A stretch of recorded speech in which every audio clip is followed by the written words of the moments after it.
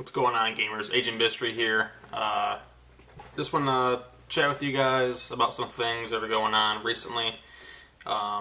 Things that are on my mind, stuff like that. The first thing that comes to mind is the recent announcement of the new Nintendo 3DS XL. I myself have an original 3DS. Love the system. I pretty much bought it for Fire Emblem. Played through it.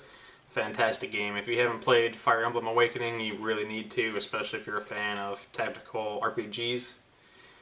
Really fantastic game. They also released the teaser trailer for the next Fire Emblem, hopefully coming out towards the end of this year, but I'm thinking it's going to be a 2016 release.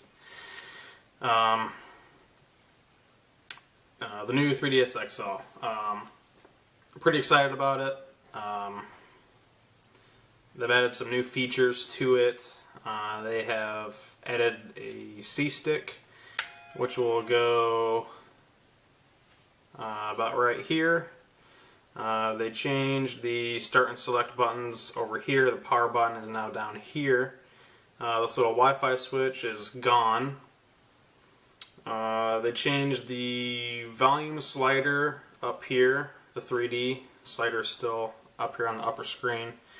The home button's there, and now where you put your game cards, instead of putting them at the top, you put them in on the bottom down here underneath the D-pad.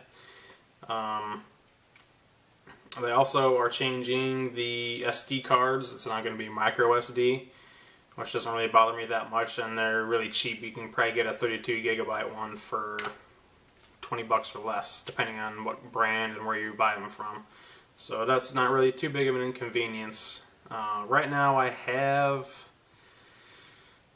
probably 6 3DS games installed on my memory card for here. I'm not exactly sure how that's going to work out, if I'm going to have to re-download them or there's some way I'll be able to transfer.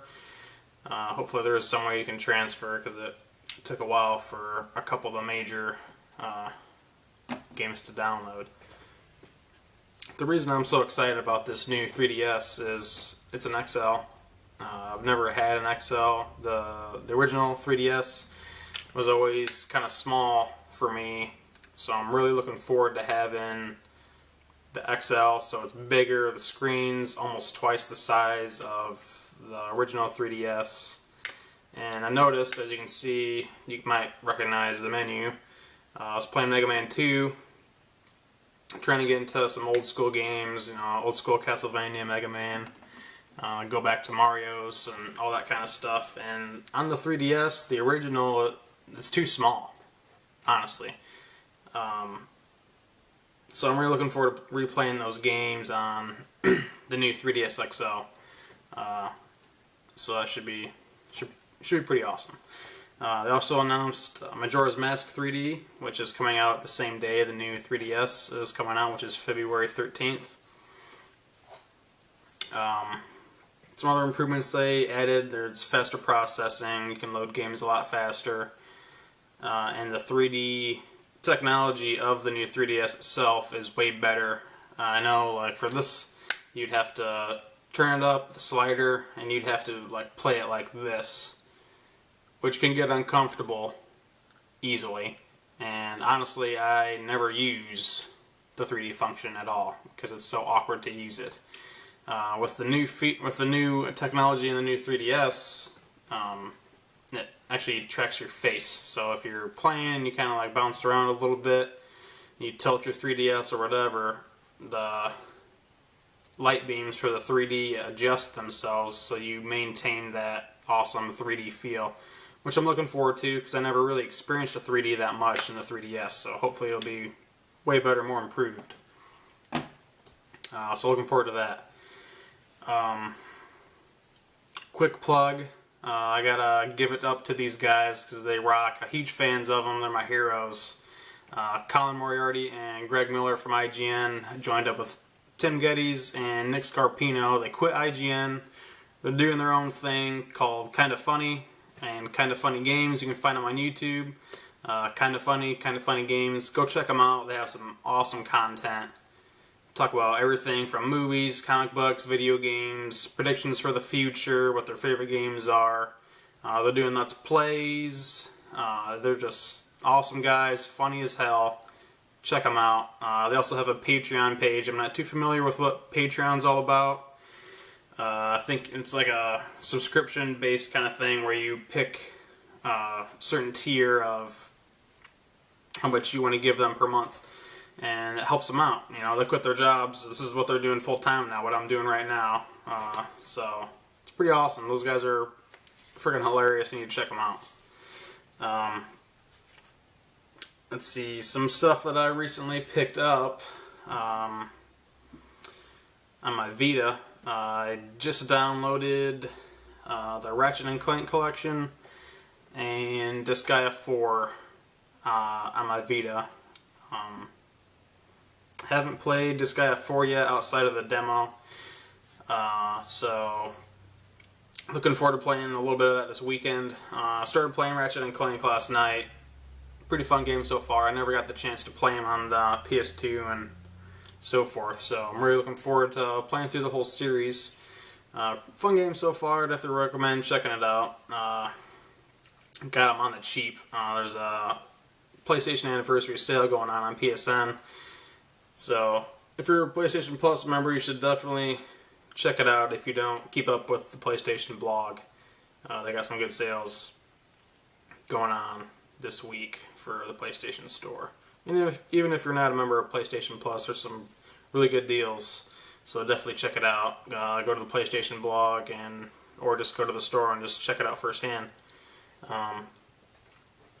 Another thing that has been on my mind for a while is the announcement at PlayStation Experience last month about Final Fantasy VII going to the PS4.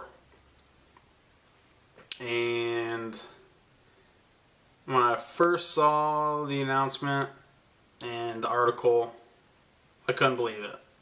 Just like most of you, I'm sure I'm rehashing some old shit, and you all know what's going on. But I couldn't believe that they're just porting the Steam version of Final Fantasy VII to the PS4. And you know, they basically trolled all their fans. Like you go on YouTube and look at the reactions of everyone sitting in that press conference when they unveiled Final Fantasy VII for the PS4. And it was just dead silence. It was horrible. This is not what everybody wants. This is what nobody wants at all. And I can kind of understand where they're coming from. It's going to sell, honestly. And I'm not going to lie, I'm probably going to buy it. Just because I want to play it on my PS4, play it on my big screen again. I don't have a PS3 anymore, so yeah. And I'm going to assume that there's going to be trophy support, which will be cool to play through an old classic, one of my first Final Fantasy games, and get trophies for it and all that good stuff. But what the fans want, what I want, what everybody wants, is an HD remake in the style of Advent Children, the movie. But they got a lot on the table right now with Final Fantasy 15, which is coming out, I'm going to say, late 2016, which looks amazing. I'm really looking forward to that game. It's going to be badass. But they are going to have to put a lot of time and dedication into Final Fantasy VII HD Remake. And they should. And I know they're putting it off and waiting until they absolutely need another blockbuster hit to revamp their financial situation, all that jazz, but it's starting to make me not even care about an HD remake. And another thing that Square Enix did that rubbed me the wrong way was the Final Fantasy Type 0 HD is going to PS4. And the original Final Fantasy Type 0 was a PSP game in Japan. Everyone wanted it on the Vita, and they're not putting it on the Vita. It was a portable game. It should go to the next portable device, but it's not. It's going to the PS4. And in all honesty, all the gameplay that I've seen of it, I'm not impressed. It does not look fun. It does not look interesting. It's gonna suck. I'm just gonna go ahead and call that right now. Final Fantasy Type 0 HD is going to suck ass, and no one's gonna like it. And the impression I'm getting is Square Enix knows this, because they're introducing a Final Fantasy 15 demo included with Type 0 HD, which is inexcusable in my opinion. You're basically, let's face it, a lot of these people are going to buy the game to play the demo of Final Fantasy 15, which is ridiculous. But it's going to happen. And, you know, smart move on them, I guess, but I don't know. I don't agree with it. Type 0 is going to suck, and no one's going to like it. The HD upgrade of the original Resident Evil HD remake for the GameCube is coming out next Tuesday. And I'm a huge Resident Evil fan. I have an Umbrella Corporation sticker on the back of my truck. Love the game's storyline and all that kind of stuff. So I'm really psyched for the original Resident Evil remake. And we know we all want Resident Evil 2 remade and all that stuff too. And I have a feeling it'll come, especially if this remake is successful, which I think it will. They also announced Revelations 2 is being delayed a week, which is not really that big of a deal. But I still don't like that they're doing the episodic releases, one episode per week, starting in late February into March, I believe. Why don't they just release it as a full game? Resident Evil doesn't seem like a good game to release in episode format to me at all. That's the strategy that they're going with, and I hope it works out.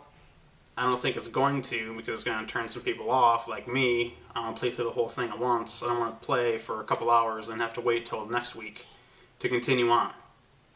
But that's just me. But that'll be all I'll talk about today. Wrap it up. I'm hoping to do some more videos soon.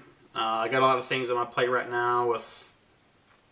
I got work. I'm writing 2 books right now. Shitload of games to play. Not enough time to play them. Playing with my kids, and I'm about to start going to college as well, so I got a lot of stuff to do.